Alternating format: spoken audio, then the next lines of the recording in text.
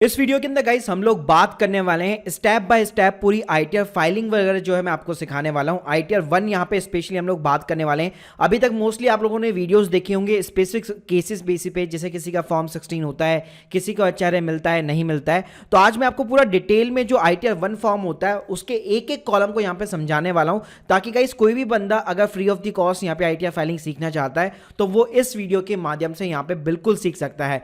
तो guys video को शुरू करने से बताना चाहूंगा, अगर आप लोग एक एक्सपर्ट के माध्यम से अपनी आईटीआर फाइलिंग अफोर्डेबल कॉस्ट के ऊपर कराना चाहते हैं या कंसल्टेंसी बुक कराना चाहते हैं तो उसकी लिंक भी मैंने आपको डिस्क्रिप्शन बॉक्स के अंदर दे रखी है। तो चलिए गाइस शुरू करते हैं। तो देखिए गाइस, सबसे पहले आपको अपने इनकम टैक्स पोर्टल के ऊपर सिंपली तरीके से लॉगिन करना है। लॉगिन करने के बाद में आपको income tax file, income tax return के ऊपर जाना है। यहाँ पे सिंपली आपको असेसमेंट या 23 और 24 मिल जाएगा।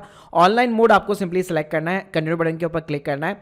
अब देखिए गाइस, कई लोगों का क्वेश्चन ये होता है कि जरूरी है कि सभी के ऊपर आईटीआर 1 एप्लीकेबल हो, ऐसा नहीं होता है। तो उसके लिए सबसे बेटर चीज क्या है, यहाँ पे आपको एक एआईएस का टैब मिलता है, इसके ऊपर आपको प्रोसीड बटन के ऊपर क्लिक करना है। तो गाइस यहाँ पे सिंपली आपको एक टैक्स पेयर की इन्फॉर्मेशन समरी दिख जाती है। तो देखिए, अगर आपकी नॉर्मल से इनकम है, जैसे सैलरी की इनकम है, अगर आपकी अदर इनकम है और जैसे डिविडेंड हो गया, बैंक का इंटरेस्ट वगैरह हो गया, तो डेफिनेटली आप आईटीआर 1 के साथ में जा सकते हो।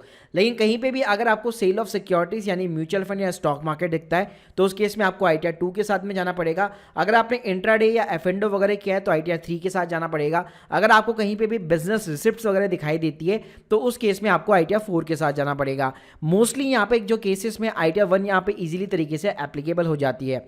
तो गाइस यहाँ पे आपको simply start new filing button के ऊपर क्लिक करना है। यहाँ पे आपको अपना स्टेटस जो इंडिविजुअल रखना है, कंटिन्यू बटन के ऊपर क्लिक कीजिएगा।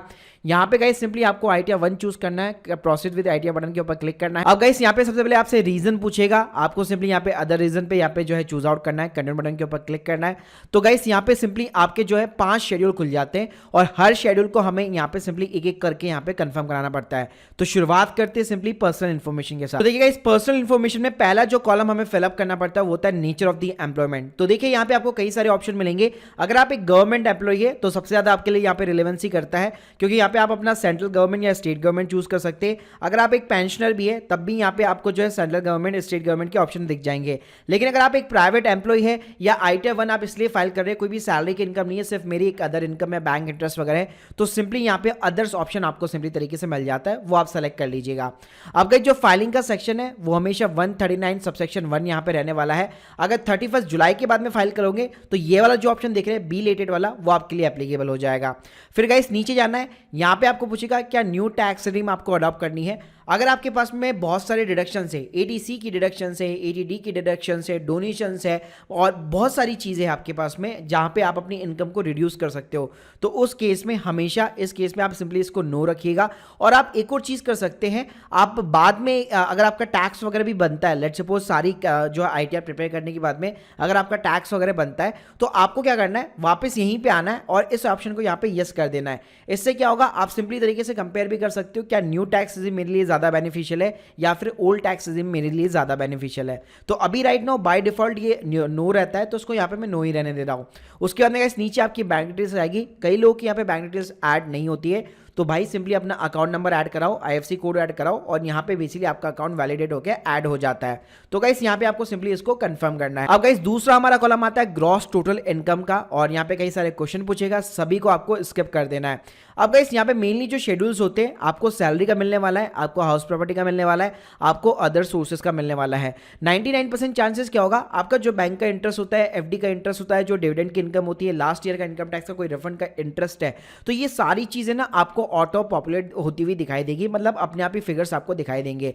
तो शुरुआत करते हैं हम लोग सिंपली सैलरी के साथ में। यहाँ पे आपको एडिट बटन के ऊपर क्लिक करना है। अब गाइस यहाँ पे आपसे पूछेगा salary as per section 17 subsection 1 और या फिर एआईएस के अंदर जो दिख रही है आपको। तो देखिए, अगर आपके पास में भाई फॉर्म 16 है तो अपना फॉर्म 16 उठाओ, उसके अंदर आपको जो भी ग्रॉस सैलरी दिख रही है वो यहाँ पे आप डाल सकते हो, और वही चीज आपको अपने एआईएस और फॉर्म 26 एएस के अंदर भी दिखने वाली है। लेकिन गाइस लेट्स सपोज अगर आपके पास में फॉर्म 16 नहीं है तो कोई दिक्कत वाली बात नहीं है। अगर आपको कैश के अंदर सैलरी मिलती है तो कैश वाली सैलरी भी आप यहाँ पे डाल सकते हो। तो जो भी आपकी ग्रॉस सैलरी का अमाउंट है सिंपली तरीके से वो यहाँ पे आपको पुटअप करना है। उसके बाद में गाइस नीचे आपको जाना है। उसके बाद में जो मेन कॉलम है वो आ रहा है हमारा एग्जेम्प्ट अलाउंस का। अब कई लोग यहाँ पे कंफ्यूज हो जाते हैं क्योंकि यहाँ पे कई सारे आपको बेनिफिट्स अवेलेबल होते हैं।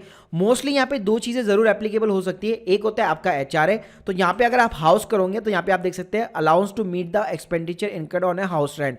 तो अगर आपको अपनी कंपनी की तरफ से एचआरए मिलता मिलता है, आपके फॉर्म 16 के अंदर भी मेंशन है, तो वो आप यहाँ पे डाल सकते हो। अब कई लोगों की प्रॉब्लम ये होती है कि मैंने मान लीजिए कंपनी को रेंट एग्रीमेंट सबमिट नहीं किया था, उन्होंने एचआरए यहाँ पे कंसीडर नहीं किया, तो गाइज उस केस में भी आपको एचआरए वगैरह मिल सकता है, उसके बेनिफिट्स आपको मिल सकते हैं। अगर आपकी कंपनी जो एचआरए प्रोवाइड करती है, अपनी सैलरी स्लिप का ब्रेकअप उठा लीजिए, तो यहाँ पे आपको एचआरए खुद जो है कैलकुलेट करके डालना पड़ता है। और गाइज एचआरए भाई कैसे कैलकुलेट होता है उसके ऊपर अपना पूरा ना एक सेपरेट वीडियो वगैरह ढंग से बना हुआ है, इसके लिंक भी मैं आपको डिस्क्रिप्शन बॉक्स में दे दूंगा।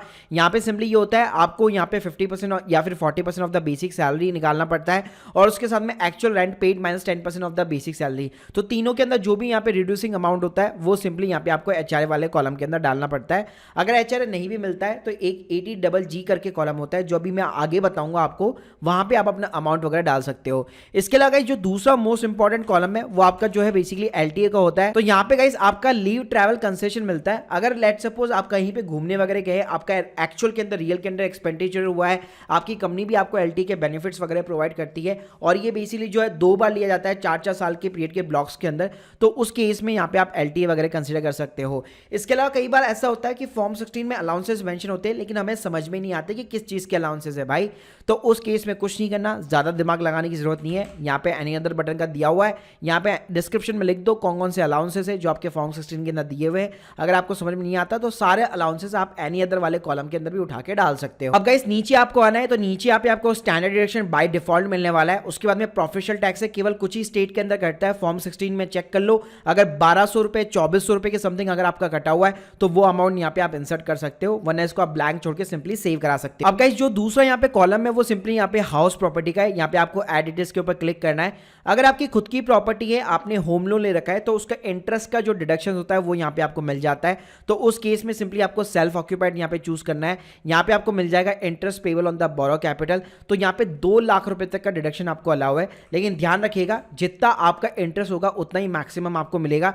यानी लेट सपोज अगर आपका केवल 1 लाख रुपए का इंटरेस्ट है, तो ये नहीं कि 2 लाख यहाँ पे उठा करके फेक डिडक्शन डाल देनी है, आपको सिंपली 1 लाख का ही इंटरेस्ट का डिडक्शन यहाँ पे अवेल करना है। और लेट सपोज अगर आपने प्रॉपर्टी यहाँ पे रेंट पे दे रखी है और लेट सपोज उसके ऊपर भी होम लोन है, तो यहाँ पे आपको लेट आउट का ऑप्शन मिल जाएगा, और जितना भी आपका रेंट आता है, लेट सपोज आपका 20,000 रुपये का रेंट आता है, यानी कि 2,40,000 रुपये का रेंट आता है। साथ में अगर आपने म्यूनसिपल पार्टी को कोई टैक्सेस वगैरह जो साल के जाते हैं, अगर वो आपने भर रखे, आपके पास में प्रॉपर रिसिप्ट वगैरह है, तो उसका भी डिडक्शन आप यहाँ पे ले सकते हो। और ये बाय डिफॉल्ट ही वैसे आपको 30% का डिडक्शन यहाँ पे जो है बाय स्टैंडर्ड डिडक्शन होता है हाउस प्रॉपर्टी के केस के अंदर, वो आपको सिंपली तरीके से यहाँ पे मिल जाता है।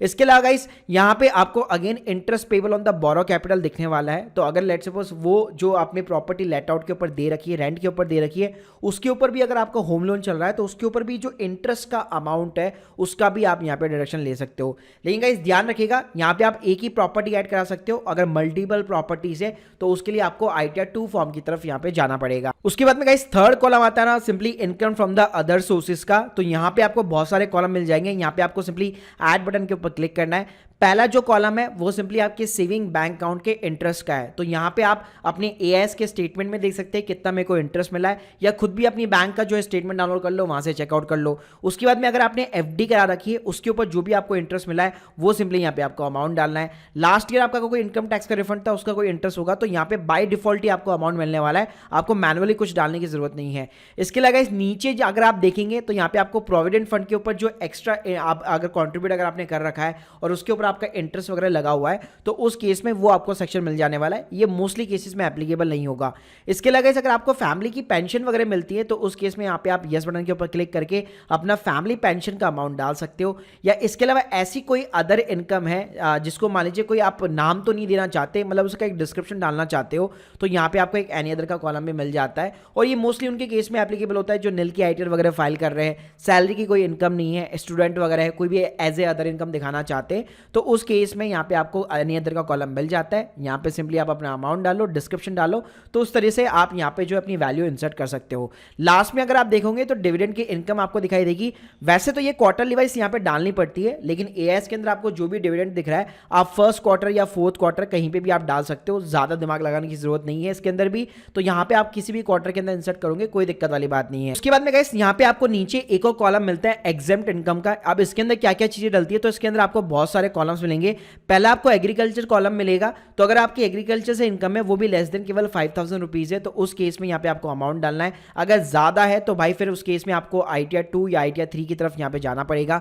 इसके अलावा इस यहाँ पे लेट्स सपोज अगर आपको लाइफ इंश्योरेंस पॉलिसी आपकी रिसेंटली मान लीजिए मैच्योर हुई है, तो यहाँ पे आपको लाइफ इंश्योरेंस पॉलिसी का कॉलम मिल जाएगा सेक्शन 10 का। तो जितनी भी मैच्योरिटी अमाउंट है, जो भी आपका टैक्स फ्री अमाउंट है, वो आप डाल सकते हो। या लेट्स सपोज गाइस यहाँ पे कोई भी आप ऐसी इनकम डाल सकते हो जो एक्चुअल में आपकी इनकम नहीं है, लेकिन आपको यहाँ पे पैसा जो आपके बैंक अकाउंट के अंदर आ रखा है, तो कोई भी अगर ऐसी चीज है तो यहाँ पे आपको एनी अदर का भी कॉलम मिल जाता है। आप अपना सिंपली डिस्क्रिप्शन डालो और उसका अमाउंट आप एग्जेम्प्ट इनकम के कॉलम के अंदर सिंपली तरीके से गवर्नमेंट को यहाँ पे डिक्लेयर कर सकते हो कि ये जो फलाना अमाउंट है मेरी इनकम नहीं है, इसलिए मैं इसको यहाँ पे एग्जेम्प्ट कॉलम के अंदर बेसिकली एज ए डिक्लेरेशन यहाँ पे डिक्लेयर कर रहा हूँ। उसके बाद में गाइस कुछ नहीं करना, आपको सिंपली कंफर्म बटन के ऊपर क्लिक करना है। तो ये हमारा जो इनकम का कॉलम था, चाहे सैलरी है, चाहे हाउस प्रॉपर्टी है, अदर इनकम है, ये सारा यहाँ पे बेसिकली कंप्लीट हो जाता है। उसके बाद में गाइस हमारा अगला कॉलम आता है टोटल डिडक्शंस का। जी हाँ, तो यहाँ पे कई लोग फेक डिडक्शन लेने की कोशिश करते हैं, ऐसा आपको बिल्कुल भी नहीं करना है।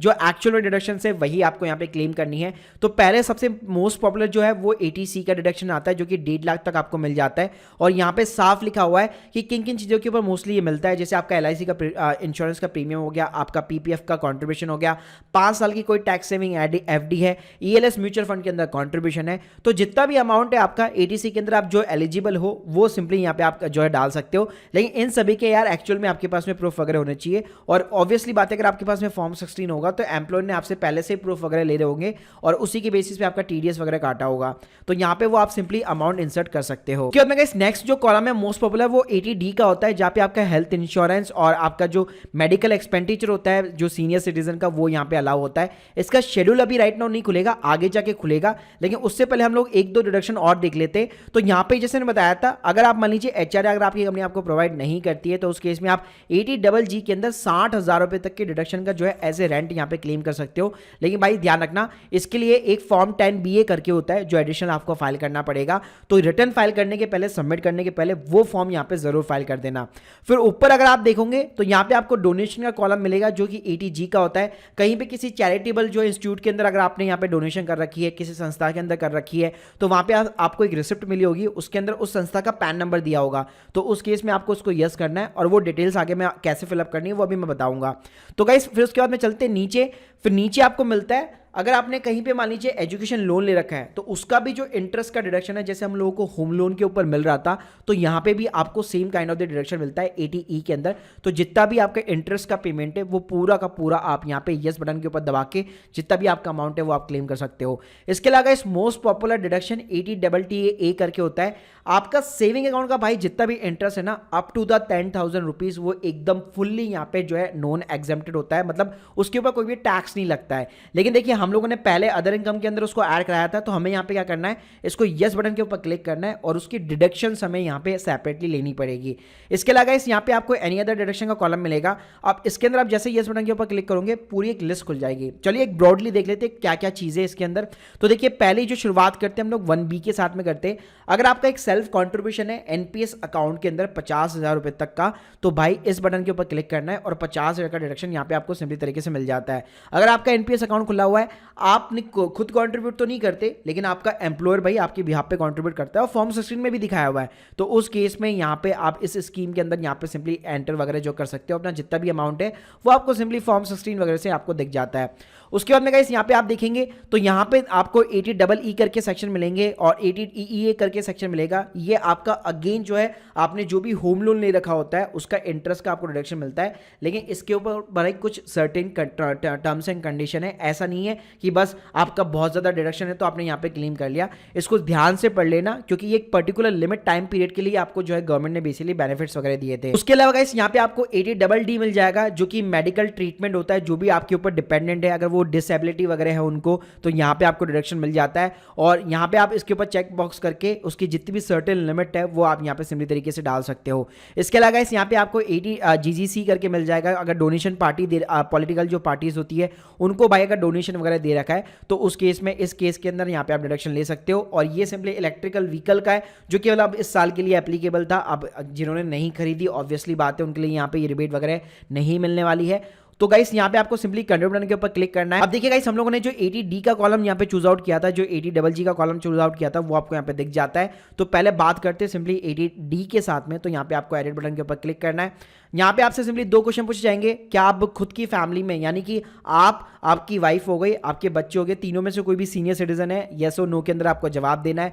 फिर उनका जितना भी मेडिकल का इंश्योरेंस का प्रीमियम अगर आप पे करते हो, जो प्राइवेट कंपनी को पे करते हो, कॉर्पोरेट इंश्योरेंस अलाउड नहीं है भाई इसके अंदर। अगर आप प्राइवेट कंपनी को पे करते हो तो वो अमाउंट यहाँ पे आपको डालना है। वरना सिंपली जो प्रिवेंटिव हेल्थ चेकअप के एक्सपेंसेस होते हैं, जैसे अगर कोई CBC रिपोर्ट्स वगैरह करा रखी है, कोई हेल्थ चेकअप करा रखा है, ब्लड टेस्ट वगैरह करा रखे, तो उसका 5000 तक का आपको रिडक्शन यहाँ पे सिंपली तरीके से मिल जाता है।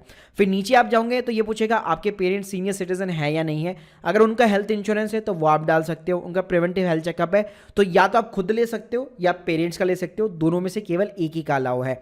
इसके अलावा इस यहाँ पे आपको मेडिकल एक्सपेंडिचर मिल जाएगा। तो यहाँ पे भी अगर आपके पेरेंट्स सीनियर सिटीजन है तब भी आपको ये कॉलम जो है ओपन होता हुआ दिखाई देगा। अगर मैं इसको नो करूंगा ना भाई, ये कॉलम आपका ओपन नहीं होगा। तो अगर आपके मेडिकल एक्सपेंडिचर है, सीनियर सिटीजन पेरेंट्स है, उनके एक्चुअल में कोई ऐसे एक्सपेंसेस है जहाँ पे इंश्योरेंस वगैरह आपने क्लेम नहीं कर रखा है, तो उस केस में भाई आप मेडिकल एक्सपेंडिचर जो है 50,000 रुपए तक का सिंपली तरीके से आप यहाँ पे क्लेम कर सकते हो। उसके बाद में गाइस जैसे हम लोगों ने बताया था कि आपके सेविंग अकाउंट का जो इंटरेस्ट होता है वो भी यहाँ पे एग्जेम्प्ट होता है। तो 80TTA करके आपको डिडक्शन मिल जाएगी। तो यहाँ पे जिसने बताया था कि 10,000 रुपए तक आपको अलाउ होता है, यही बात अगर मैं सीनियर सिटीजन की बात करूं तो यहाँ पे TTA की जगह TTB होता है और 10 की जगह यहाँ पे आपको 50,000 तक की डिडक्शन मिल जाती है। तो जितना आपका सेविंग अकाउंट का इंटरेस्ट होगा ना, ऑटोमेटिकली यहाँ पे आप देख सकते हो उतनी ही मैक्सिमम आपको यहाँ पे डिडक्शन वगैरह मिलने वाली है। इसके अलावा जैसे मैं बताया था कि अगर आप कहीं पे चैरिटी वगैरह करते हो तो भाई यहाँ पे आपको 80G का कॉलम मिल जाएगा। ऐड बटन के ऊपर क्लिक करना है। यहाँ पे गाइस सिंपली जो है आपका रिसिप्ट जो होगा उसके अंदर लिखा होता है कि कितना डिडक्शन आप यहाँ पे एलिजिबल हो। तो गाइस उसके अंदर जैसे लेट्स सपोज अगर आप 100% हो तो यहाँ पे उसके ऊपर आपको क्लिक करना है। तो गाइस यहाँ पे सिंपली आपको पैन नंबर डालना है, अपना खुद का नहीं डालना भाई। यहाँ पे आपको उनका डालना है जिनको आपने डोनेट किया है। तो वो संस्था यहाँ पे इनकम टैक्स डिपार्टमेंट के साथ में प्रॉपर्ली रजिस्टर होनी चाहिए और उनको यहाँ पे सर्टिफिकेट मिला होता है कि इनको आप यहाँ पे एग्जाम्पशन वगैरह, जो भी आपके डोनर्स वगैरह होंगे उनको आप एग्जाम्पशन वगैरह दे सकते हो।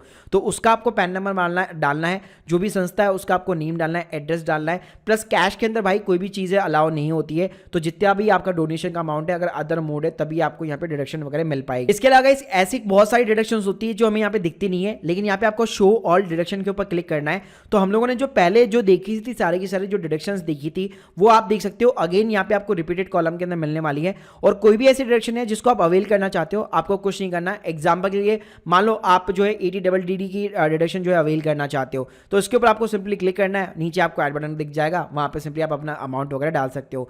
तो मोस्टली अगर मैं ब्रॉडली बात करूं ना, डिडक्शन के कॉलम में 80C हो गया, 80D वगैरह हो गया और इसके अलावा 80TT है। तो ये 3 तो मोस्ट पॉपुलर डिडक्शन है। इसके अलावा NPS की डिडक्शन हो गई, 80CCD 1B करके हो गया।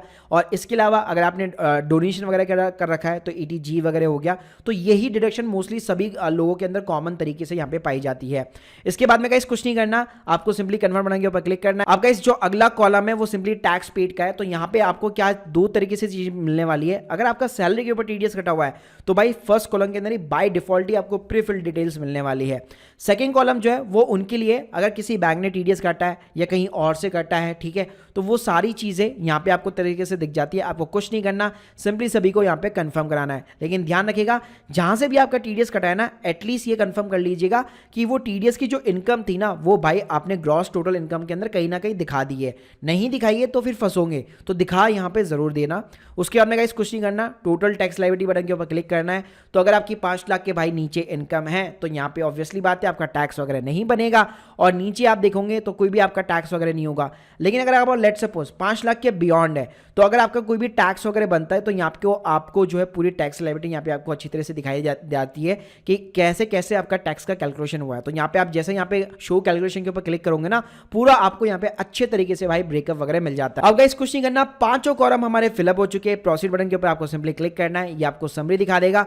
अगर आपको टैक्स का पेमेंट करना पड़ेगा तो ये आपको ऑटोमेटिकली बता देगा कि हाँ भाई आपको टैक्स का पेमेंट करना है। और यहाँ पे आपको पे बटन का ऑप्शन भी दिख जाएगा, जिसके ऊपर क्लिक करके नेट बैंकिंग, UPI, चालान मोड के थ्रू आप सिंपली पेमेंट कर सकते हो। आप गाइस कुछ नहीं करना, प्रीव्यू बटन के ऊपर क्लिक करना है। यहाँ पे गाइस सिंपली आपको कंफर्म करना है, नीचे जाना है, प्रोसीड टू प्रीव्यू बटन के ऊपर क्लिक करना है। ये आपको ITR जो 1 का ऑफिशियल फॉर्मेट होता है वो आपको दिखने वाला है तो यहाँ पे आप डाउनलोड वगैरह कर सकते हो। अगर नहीं भी किया तो भी चलेगा, क्योंकि बाद में ये आपके अकाउंट में सेव रहता ही रहता है और बाद में कभी भी आप डाउनलोड्स वगैरह भी कर सकते हो। फिर गाइस कुछ नहीं करना, आपको नीचे आना है, guys proceed to validation button के ऊपर क्लिक करना है। अगर कोई भी आपसे गलती ऐसी होती है जो आपसे छूट जाती है, आपसे कॉलम छूट जाता है, तो ये वैलिडेशन के एरर के अंदर ये पकड़ लेगा। और सबसे बढ़िया बात क्या है, जैसे इस बटन के ऊपर क्लिक करोगे ना, ये आपको वहां पे लेके जाएगा। जैसे कि हम लोगों ने एनी अदर इनकम यहाँ पे डाली हुई है, लेकिन उसका डिस्क्रिप्शन नहीं डाला हुआ है, तो यहाँ पे आपको डिस्क्रिप्शन डालना पड़ेगा। फिर गाइस वापस आप वैलिडेशन कराओगे ये रेड बटन के ऊपर क्लिक करके, तो आप देख सकते हो भाई अपना वैलिडेशन सक्सेसफुल हो चुका है। प्रोसीड टू वैलिडेशन बटन के ऊपर क्लिक करना है। अब गाइस सिंपली एक आधार ओटीपी डाल के आप अपनी रिटर्न को यहाँ पे इनकम टैक्स डिपार्टमेंट को सबमिट करा सकते हो। तो भाई ये था पूरा स्टेप बाय स्टेप पूरा प्रोसेस। मैंने आपको हर एक कॉलम को यहाँ पे जो है ढंग से जो है डिस्क्राइब किया है। फिर भी अगर आप लोगों को यहाँ पे कोई कंफ्यूजन होती है, कोई डाउट्स होती है, तो आप मुझे कमेंट बॉक्स के अंदर यहाँ पे जरूर बताइएगा। और अगर आप एक टैक्स एक्सपर्ट के साथ में अफोर्डेबल कॉस्ट के ऊपर फाइलिंग वगैरह कराना चाहते हो, तो उसकी लिंक भी मैंने आपको डिस्क्रिप्शन बॉक्स के अंदर प्रोवाइड कर रखी है। So guys hope you like this video. Thank you guys, thank you very much. और यार प्लीज मेरे चैनल को यहाँ पे सब्सक्राइब करना मत भूलिएगा। जल्दी मैं ITR 2, 3 और 4 इन सभी के ऊपर भी जो है एक फ्रेश पूरा वीडियो बनाने वाला हूँ, जो पूरा का पूरा डिटेल में होगा। ऐसे ही पूरा एक लंबा वीडियो होगा। शॉर्ट वीडियोस तो बहुत सारे मेरे चैनल के ऊपर बने हुए हैं। Thank you guys, thank you very much.